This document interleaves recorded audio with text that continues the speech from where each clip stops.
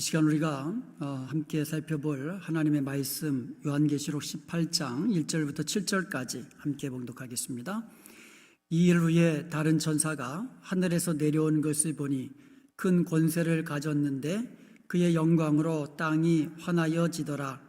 심찬 음성으로 외쳐 이르되 무너졌도다 무너졌도다 큰 성 바벨론이여, 귀신의 처소와 각종 더러운 영이 모이는 곳과 각종 더럽고 가증한 새들이 모이는 곳이 되었도다. 그 음행의 진노의 포도주로 말미암아 만국이 무너졌으며 또 땅의 왕들이 그와 더불어 음행하였으며 땅의 상인들도 그 사치의 세력으로 치부하였도다 하더라. 또 내가 들으니 하늘로부터 다른 음성이 나서 이르되 내 백성아 거기서 나와 그의 죄에 참여하지 말고 그가 받을 재앙들을 받지 말라. 그의 죄는 하늘에 사무쳤으며 하나님은 그의 불의한 일을 기억하신지라. 그가 준 그대로 그에게 주고 그의 행위대로 갑절을 갚아주고 그가 섞은 잔에도 갑절이나 섞고 그에게 주라. 그가 얼마나 자기를 영화롭게 하였으며 사치하였든지 그만큼 고통과 애통함으로 갚아주라. 그가 마음에 말하기를 나는 여왕이여 앉은 자로 과부가 아니라 결단코 애통함을 당하지 아니하리라 하니. 아멘. 계시록 17장에서는요 큰 음녀가 받을 심판과 어린 양의 승리에 대해서 살펴보았습니다. 큰 음녀는 계시록 17장 5절에 보니까 큰 바벨론이다 이렇게 해석해 놓았어요. 그러니까 17장에서는 큰 음녀라고 이야기했고 또 이 큰 음녀는 바벨론이다. 그러니까 17장에서 큰 음녀가 멸망한 것, 또 18장에서 바벨론이 멸망하는 것, 이렇게 반복해서 우리에게 알려주고 있는 것입니다. 그리고 17장 18절에 보면 또 내가 본 그 여자는 그 음녀를 말하는 겁니다. 바벨론을 말하는 겁니다. 땅의 왕들을 다스리는 큰 성이다 이렇게 해석해 주었습니다. 그런데 이 음녀가 많은 물 위에 앉아 있다고 그랬거든요. 많은 물이라는 것은 열국과 방언과 백성과 물이라고 해석해 주었거든요. 그러니까 바벨론이 이 세상을 지배하고 위에 앉아 있다는 얘기는 뭐예요? 지배한다는 얘기잖아요. 그러니까 바벨론이 이 세상을 실질적으로 지배하는 그와 같은 모습을 띠고 있는 것이죠. 그리고 큰 음녀는요 7머리와 10뿔을 가진 붉은색 짐승, 그러니까 붉은빛 짐승을 타고 있다 그랬거든요. 계시록 17장 3절에 보니까 여자가 붉은빛 짐승을 탔는데 그랬거든요. 여기서 이 짐승, 즉 이 음녀 바벨론은요 나라 모든 열국과 방언과 백성과 무리를 올라타고 있고, 그러니까 지배하고 있고, 그리고 짐승을 타고 있다는 얘기는 결국은 그 음녀 바벨론 세력을 뒤에서 조종하는 이 실질적인 그 배후가 있는데 그것이 바로 하나님을 대적하는 이 사탄의 세력, 적 그리스도가 바벨론 세력 뒤에서 힘도 주고 권능도 주고 이렇게 사탄의 세력이 그 뒤에 있다는 것을 이제 보여주고 있습니다. 결국 계시록에 나오는 바벨론은요 하나님을 대적하는 세력, 그리고 이 땅에서 그 하나님을 대적할 뿐만 아니라 교회를 대적하고 성도들을 핍박하는 그러한 이 배도적인 그 세력을 총칭하는 것으로 우리가 이해하면 될 것입니다. 그래서 1차적으로는 요한시대의 로마 제국이라고 우리가 할 수 있고요. 그리고 마지막 때에 주님 다시 오시기 전에 일어날 이 배도적인 세력, 하나님을 대적하는 그 세력이다 이렇게 보면 될 것입니다. 이 음녀와 짐승이 연합해서 어린 양을 대적하고 그리고 교회를 공격합니다. 그렇지만 어린 양이 마침내 승리하게 될 것입니다. 그리고 어린 양의 신부 되시는, 즉 그리스도가 머리 되시니까 이 그리스도의 몸인 교회가 마침내 승리를 거둘 것입니다. 이게 계시록 17장의 내용이에요. 그리고 나서 계시록 18장에서 큰 성 바벨론의 멸망을 재차 강조하고 있습니다.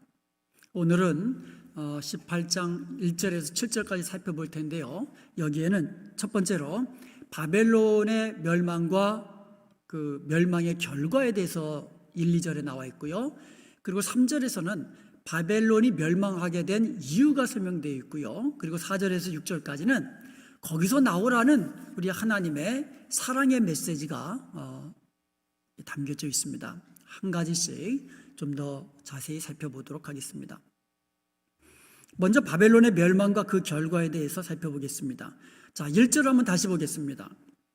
이일 후에 다른 천사가 하늘에서 내려오는 것을 보니, 이제 다른 천사가 이제 하늘에서 내려오는데 그 천사는 큰 권세를 가졌다 그랬습니다. 그리고 그의 영광으로 땅이 환하였다 그랬어요.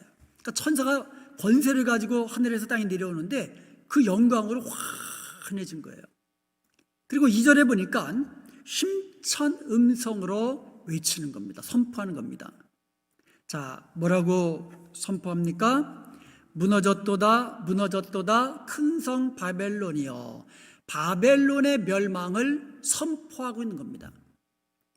자, 그런데 여기서 무너졌도다라는 이 시제가, 동사의 시제가 과거 시제입니다. 바벨론은 아직 완전히 멸망하지 않았어요. 그런데도 무너졌다라고 과거 시제를 사용했습니다. 왜 그랬을까요?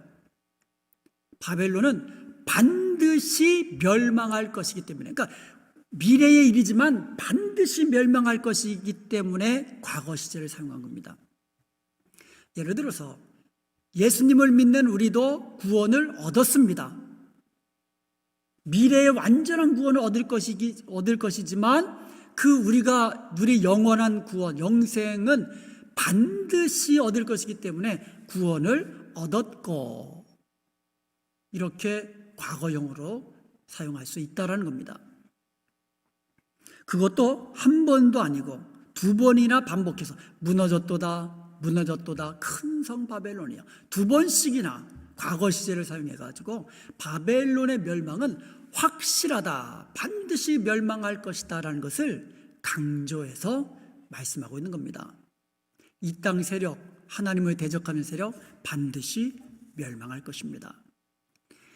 바벨론이 멸망한 결과 2절을 보니까는요, 귀신의 처소가 되었다 그랬거든요. 귀신의 처소와. 여기서 처소라는 것은 이 dwelling place라고 해가지고 거주하는 곳이에요. 귀신들이 거주할 곳이 됐다는 얘기예요. 바벨론이 폭삭 망하고 폐허가 돼가지고 아예 귀신들이, 여러분 귀신 나오는 영화에 보면은 항상 음침한 곳에서 귀신이 나오잖아요. 폐허 같은 데서. 그런 것들을 한번 상상해 보세요. 완전히 멸망해가지고 폐허가 돼가지고 귀신들이 거하는 곳이 됐다는 거예요. 그 다음에 각종 더러운 영이 모이는 곳, 각종 더럽고 가증한 새들이 모이는 곳이 되었도다, 이렇게 되어 있어요. 그래서 각종이라는 말은요, 헬라어로 판토스라고 합니다. 이것은 파스라는 이 단어가 원형이거든요. all, 모든이라는 뜻이에요. every kind of, 모든 종류라는 뜻이에요. 그러니까 모든 종류의 더러운 영이 모이는 곳이 됐다는 거예요. 자, 그리고 모이는 곳이라는 말에 사용된 헬라어가 필라케라는 단어예요. 필라케. 이 필라케라는 말은 prison, 감옥이라는 뜻입니다. 감옥. 그리고 모이는 곳 두 번 나오거든요. 2절을 보시면은요, 모이는 곳 두 번 나옵니다. 각종 더러운 영이 모이는 곳 한 번 나오고요, 각종 더럽고 가증한 새들이 모이는 곳 두 번 나오는데, 원문에 보면 3번 나옵니다. 3번. 그래서 원문 그대로 번역하면 이렇게 됩니다. 바벨론은 귀신들의 처소가 되었고, 모든 더러운 영의 감옥, 모든 더러운 새들의 감옥, 모든 더럽고 가증한 피조물들의 감옥이 되었다. 이렇게 번역이 되는 거예요. 바벨론, 그 화려했던 모습은 다 사라지는 거예요. 아주 대조적이죠. 화려했던 금, 은, 보석으로 치장했던 그 영광스럽고 화려했던 모든 모습과 완전히 대조적이잖아요. 흉악하고 더럽고 이와 같은 모습을 갖게 되었다는 것을 보여줌으로써 완전히 멸망했다는 것, 그 폐허의 참상을 좀 더 강조해서 우리에게 보여주고 있는 겁니다. 그리고 귀신들의 처소가 되었다, 모든 더러운 영의 감옥이 되었다, 이 말은 뭡니까? 그동안 바벨론의 배후에는 이 귀신들과 악하고 더러운 악한 영들이 배후에 있었다라는 것을 우리에게 암묵적으로 알려주고 있는 말씀으로 볼 수가 있는 겁니다. 자, 바벨론은 1차적으로 로마 제국을 지칭한다고 말씀드렸습니다. 그렇지만 궁극적으로는 하나님을 대적하고 성도들을 대적하고 성도들을 핍박하는 불신 세력, 이와 같은 것을 총칭한다고 말씀드렸습니다. 그 성 바벨론이 아무리 크고 견고하고 그 세력이 온 세상에 미칠 것 같이 그와 같이 큰 세력을 얻었다 할지라도 마침내 하나님 앞에서는 무기력하게 멸망받을 수 없다는 것을 알려주고 있는 것입니다. 지금도 악이 세력을 얻고 있죠. 그리고 불의가 승리한 것 같은 모습들이 우리 주위에 늘 보여지고 있죠. 그리고 바벨론 세력이 어떻게 보면 대세가 되고 있습니다. 하나님의 말씀을 이야기하면 무슨 그런 성인 군자 같은 소리 하냐, 그러면서 오히려 업신적이고 오히려 의롭게 정직하게 살려고 하는 성도들이 심령이 점점 오히려 세상 것 불의를 바라보면서 이 상처를 입고 또 어느덧 조금씩 물들어가는 또 이런 모습도 많은 성도들 모습 속에서 또 보이는 것도 사실입니다.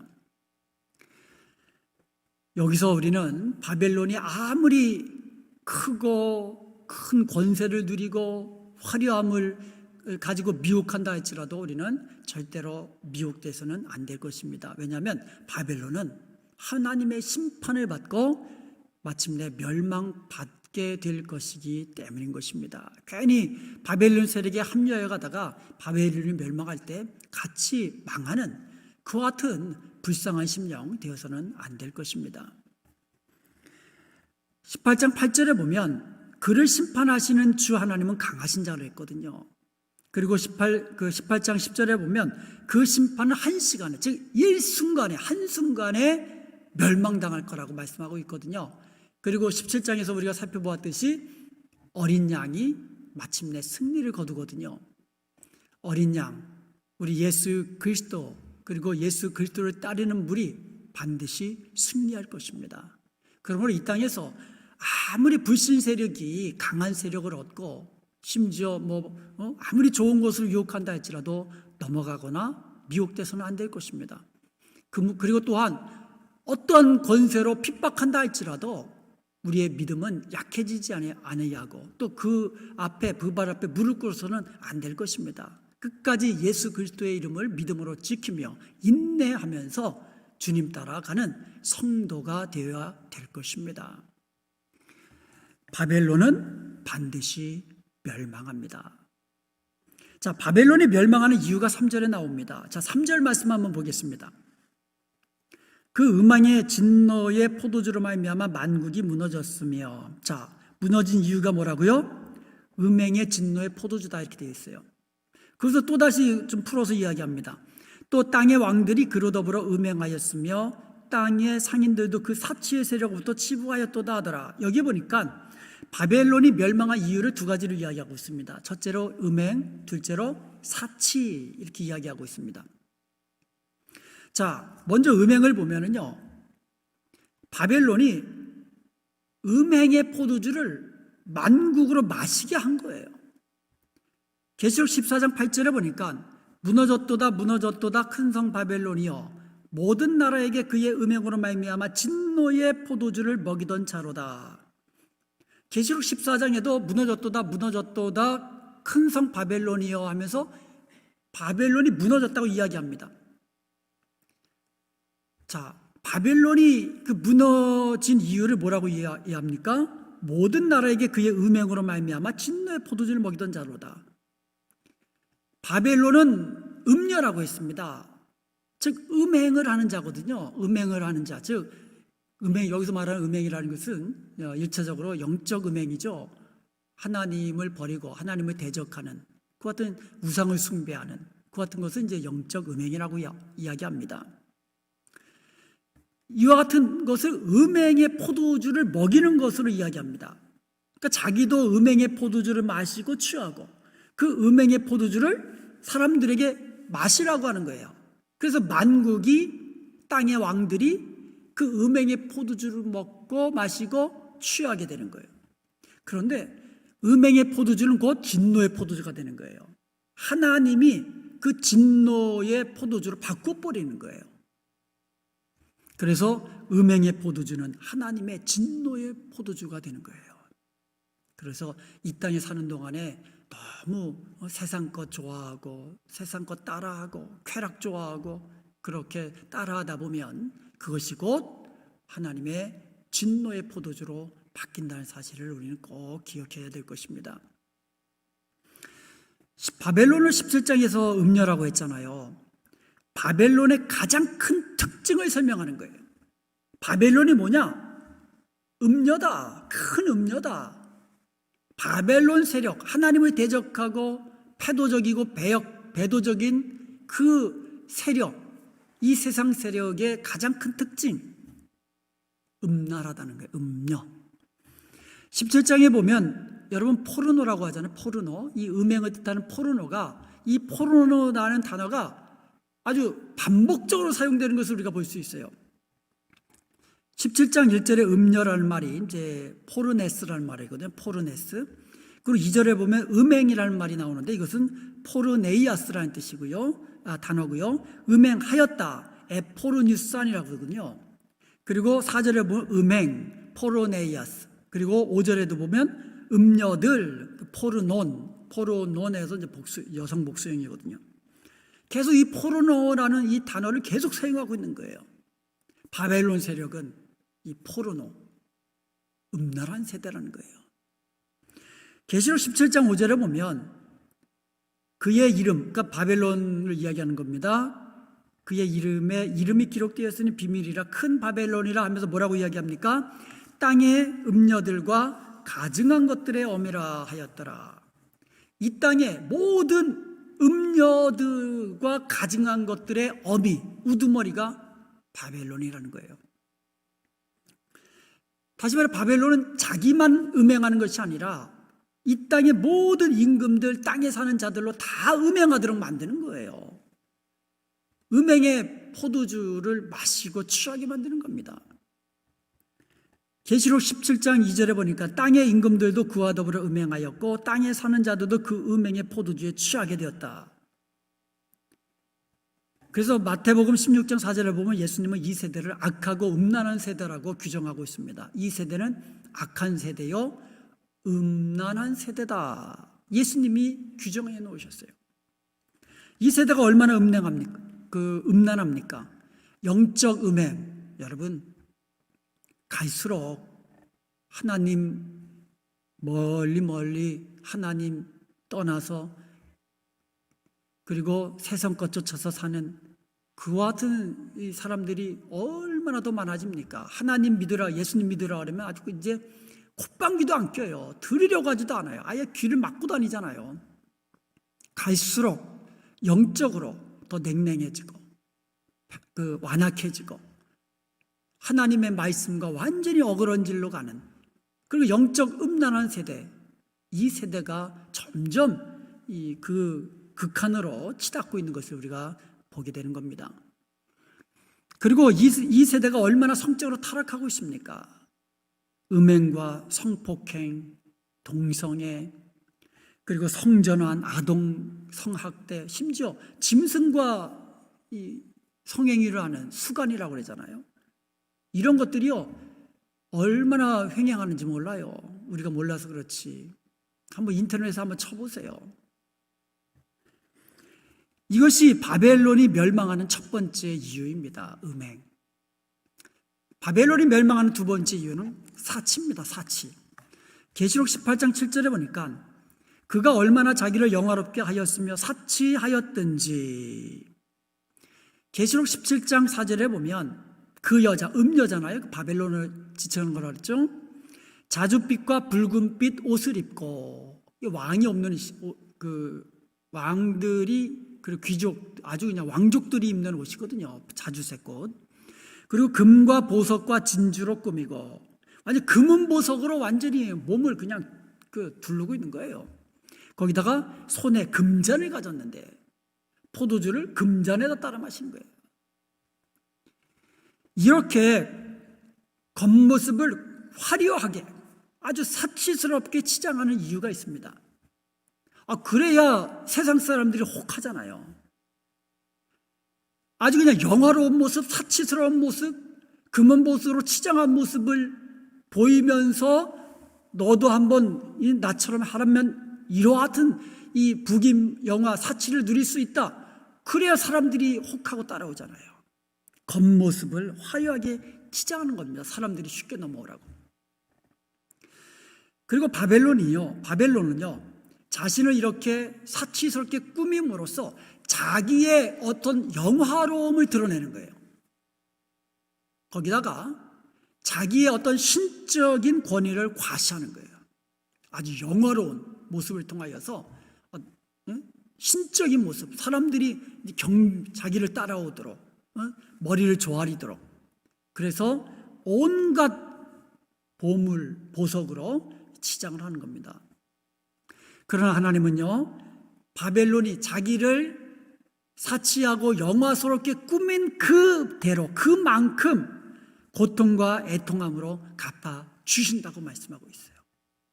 사치하면 사치할수록, 세상의 영화를 누리면서 보이면 보일수록 하나님은 그대로 그만큼 애통함으로, 고통으로 갚아주신다고 그렇게 하나님이 말씀하고 있습니다.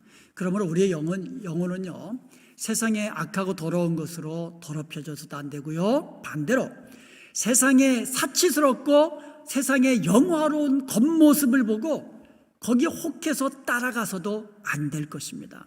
그 길 끝은 하나님의 심판과 멸망이에요. 예수님도 누가복음 12장 15절에 보면 삼가 모든 탐심을 물리치라. 사람의 생명이 그 소유에 많은 데 있지 않다고 말씀해 주셨어요.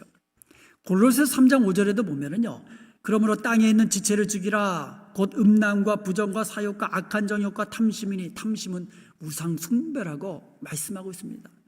다시 말하면 음란하고 정욕적이고 그리고 탐심, 이와 같은 것은 땅에 있는 지체들이라는 얘기예요. 세상 것들이라는 겁니다.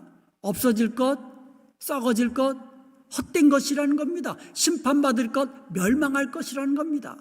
탐심은 우상 숭배라고 했습니다. 현대인들은 이 탐욕 때문에, 탐심 때문에 망하는 거예요. 탐심은 우상 숭배다. 그러니까 탐심을 가지는 순간 영적으로 이미 음행한 겁니다. 하나님 외에 다른 것을 더 사랑하고 그걸 섬기면 그것이 곧 우상 숭배라고 하지 않았습니까? 예수님의 모습 어떠합니까? 이사야서 53장 2절에 보니까 곧 모양도 없고 풍채도 없은즉 우리가 보기에 흠모할 만한 아름다운 것이 없도다라고 말씀하고 있거든요. 우리 성도들의 모습도 어떻습니까? 겉모습은 질그릇이지만 질그릇 안에는 보배를 담고 있는 사람들이 누구냐? 크리스천들이라는 거예요. 우리 성도들도요, 세상에서 보면 뭐 지질이 못난 것 같고 눈에 보이지 않는 영적인 것, 뭐 하나님 나라의 것만 사모한다고 그러지, 이러면서 겉모습은 그냥 세상에서 흠모할 만한 것이 아무것도 없는, 세상은 금전을 가지고 있는데 우리 성도들은 질그릇으로 세상에 나아간다는 얘기예요. 그렇지만 질그릇 안에는 보배로 오신 예수 그리스도를 담고 있는 사람들이 크리스천들이라는 겁니다. 그러므로 우리는요, 예수님 닮은 모습으로 살아야 됩니다. 거룩하고 정결하고 겸손한 성도, 하나님의 백성의 모습으로 살아야 하는 거예요. 이게 세상 사람들과 다른 모습이에요. 세상 사람들은 더 가지려고 하고 미워하고 죽이려고 하고 빼앗으려고 하지만 우리들은 오히려 사랑하고 품어주고 용서해주고 베풀고 완전히 다른 모습이거든요. 완전히 다른 모습이 이것이 거룩한 모습이다. 이것이 거룩입니다. 세상은 음란히 행하고 그러지만 우리는 정결한 모습으로, 영적으로도 정결한 모습이 뭡니까? 오직 하나님만 사랑하고 오직 하나님만 섬기는 예수 그리스도만이 정결하신 나의 신랑으로 모시는 이와 같은 성도, 정결한 이 신부와 같은 성도의 모습입니다. 이런 모습으로 살아가라고 말씀하고 있는 겁니다. 음행과 사치와 탐욕으로 망할 이 세상 바라보는 것이 아니라 영원한 생명을 가진 하나님 나라의 백성답게 하나님 나라를 사모하면서 소망하면서 바라보면서 하루하루 살아야 될 줄로 믿습니다. 우리의 속사람은 날마다 성령 안에서 새로워지고 하나님 말씀으로 날마다 강건한 그런 삶을 살아야 하는 겁니다. 자, 18장 3절에서는요, 바벨론이 멸망하는 이유를 음행과 사치 두 가지를 이야기했습니다. 그런데 요한계시록 17장에 보면 바벨론이 멸망하는 이유를 거기서도 두 가지로 이야기해요. 첫 번째는 음행, 똑같습니다. 근데 두 번째가 틀립니다. 성도들을 박해한 거. 그러니까 바벨론 세력은 하나님을 대적하고 교회를 박해한다 그랬거든요. 성도들을 박해한다 그랬거든요.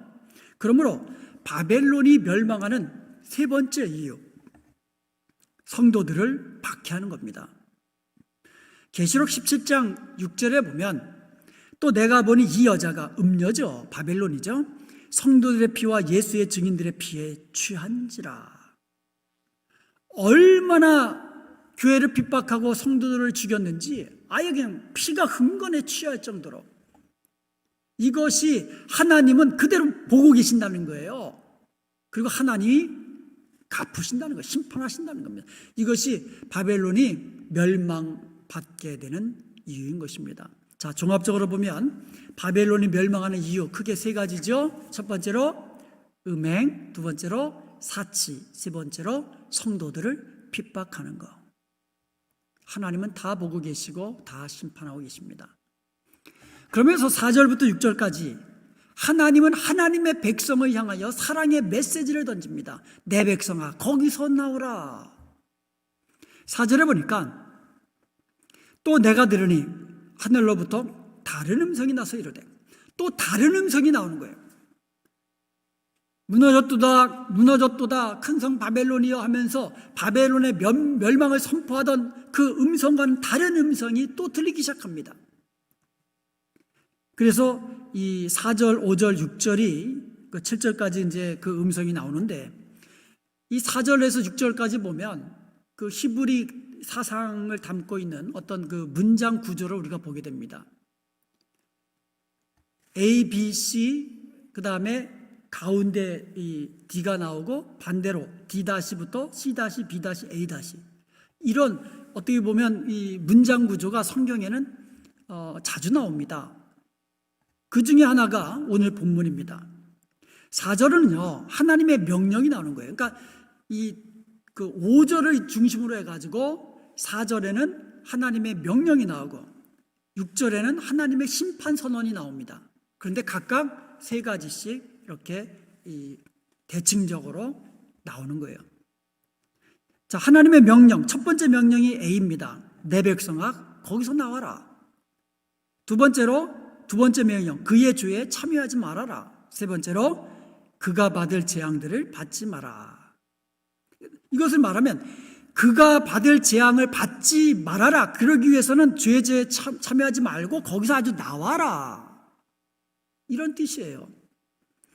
자, 뒤에 보면은요, 그의 죄는 하늘에 사무졌기 때문이다. 그리고 D- 하나님은 그의 불의한 일을 기억하시기 때문이다. 그의 죄는 하늘에 사무쳤고 하나님은 그의 불의한 일을 기억하시고 어떻게 하십니까? 심판하시는 거예요. 그래서 6절에 보면 하나님의 심판 선언이 나옵니다. 세 가지로 똑같이 세 가지로 나옵니다. 첫 번째로 C- 그가 준 그대로 그에게 갚아준다. 그리고 두 번째 심판 선언 그의 행위대로 갑절을 갚아준다. 세 번째 심판 선언 그가 섞은 잔에도 갑절이나 섞어 그에게 주라. 그리고 계시록 18장 7절에 보면은요 바벨론에 대한 하나님의 어떻게 보면 이게 네 번째 심판 선언이기도 하죠. 거기 보면 그가 얼마나 자기를 영화롭게 하며 사치하였든지 그만큼 고통과 애통함으로 갚아주라. 그러니까 하나님은 이 5절에 보니까 그의 죄가 하늘에 사무쳤고 하나님은 그의 불의를 기억하신다 그랬거든요. 기억하시기 때문에 심판하시는 거예요. 심판하시는데 그가 준 그대로 주고 행위대로 갑절을 주고 그가 섞은 잔에도 갑절이나 주신다고 그렇게. 그리고 그가 사치한 만큼 영화롭게 한 만큼 그대로 하나님은 고통과 애통함으로 갚아주신다. 이렇게 이야기하는 겁니다. 자, 이 문장 구조에서 하나님의 관심은 결국 백성을 향한 명령이에요. 사랑의 명령입니다. 우리는 이 4절에서 6절까지 이 문장 구조에서 결국 우리를 향한 하나님의 관심, 사랑의 명령에 귀를 기울여야 될 것입니다. 바벨론 세력은요, 마음으로 이 7절에 보니까 그 마음에 말하기를 나는 여왕으로 앉은 자다. 자칭 여왕이라고 이야기합니다.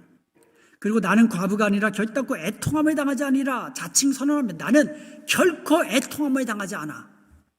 나는 결코 망하지 않아. 나는 여왕이야. 이렇게 스스로 이야기하는 거예요. 바벨론 세력들은요. 그러나 하나님은 그대로 갚아주고 갑절로 갚아주고 섞은 잔에도 갑절이나 섞어서 그에게 진노의 포도주를 먹이고 이게 하나님의 심판입니다. 여기서 우리는 나와야 합니다. 이 바벨론 세력이 득세하는 이와 같은 이 세상으로부터 하나님은 나와라. 그들의 행위를 본받지 말라는 거예요. 그들과 다르게 살아라는 겁니다. 거기서 나오라고 했습니다. 고린도후서 6장 17절에서 18절에 보면 그러므로 너희는 그들 중에서 따로 있고 부중한 것을 만지지 마라. 내가 너희를 영접하여 너희에게 아버지가 되고 너희는 내게 자녀가 되리라. 전능하신 주의 말씀이니라 하셨느니라. 너희는 그들 중에서 나와서 따로 있어라. 음란하고 부정하고 탐욕스러운 이들 중에서 나와서 따로 있어라. 부정한 것은 만지지도 말라. 생각하지도 말라. 먹지도 말라. 마시지도 말라. 그런 거 아니겠습니까? 완전히 다르게 살아라 이야기하고 있는 겁니다. 딴 세상에 숨어 살아라 그런 뜻이 아니죠. 우리는 이 땅에 살아야만 합니다. 그렇지만 이 땅에 살고 있지만 하나님의 백성이기 때문에 하나님 바라보며 하나님의 백성이기 때문에 하나님 말씀만 들으며 세상과 다른 모습으로 우리가 거기서 나와서 따로 하나님의 백성답게 거룩하고 정결하게 살라고 말씀하고 있는 겁니다. 그리고 두 번째로 그의 죄에 참여하지 말라고 이야기합니다. 그들과 같이 그들이 범하는 죄를 같이 범하지 말라는 뜻입니다.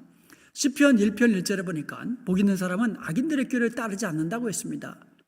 죄인의 길에 서지 않는다고 그랬습니다. 오만한 자의 자리에 앉지 않는다고 그랬습니다.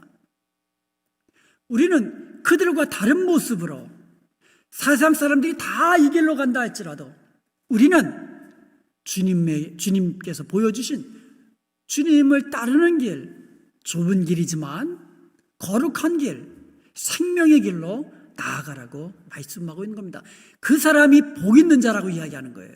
세상 사람들의 눈에 보기에는 세상의 부귀와 영화를 누리며 세상 권세를 누리며 자기가 하고 싶은 거 다 하면서 그런 사람들이 복된 사람 같지만 하나님이 보실 때에는 멸망받을 자라는 겁니다.